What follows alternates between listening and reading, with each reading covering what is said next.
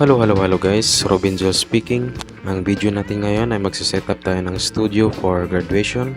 Ito yung main light ko. Ang gamit nating ilaw ay 1/8. Tapos meron tayong reflector. Gamit ko ay silver. Meron din pwede ring white. Ayan. Tapos meron tayong backlight dito. Yung TNW Z60. Lower lang ang yung ilaw niya.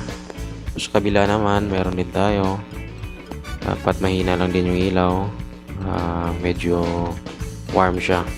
Tapos ito naman yung key light natin, medyo mahina lang siya.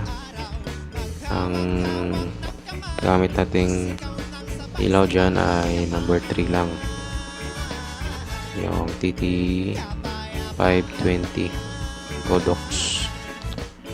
Magpi-fill light lang siya ng konti. Ang pinaka main light ko talaga ay yung nasa kabila. Tapos yung camera naman natin guys ay settings natin. Ito yung trigger nya guys, connected na yan sa dalawang flash. Tapos settings natin ay 125 f4. Tapos ISO 200, white balance siya, pre. Tapos autofocus, single focus yan. Tapos raw files. Ay, naka 10 seconds. Ano pala yan? Nagsiselfie kasi ako kanina guys. Tapos yung camera body natin guys ay D600. Tapos lens 50mm 1.8G. So, yun lang guys. Ito na yung setup natin. Papakita ko na rin sa inyo yung result ng setup na to. Ito yung result ng picture guys. Medyo madilim sa bandang kanan pero okay na rin. Tignan.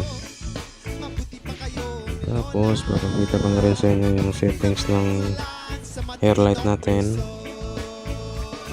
Gamit lang tayo ng 6,000 Kelvin. Tapos 75%.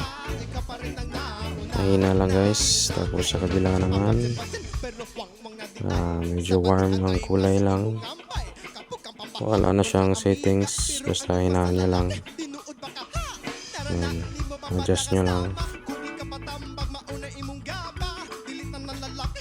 Yun lang guys. Thank you for watching. Please don't forget to subscribe my YouTube channel, Robin Joel.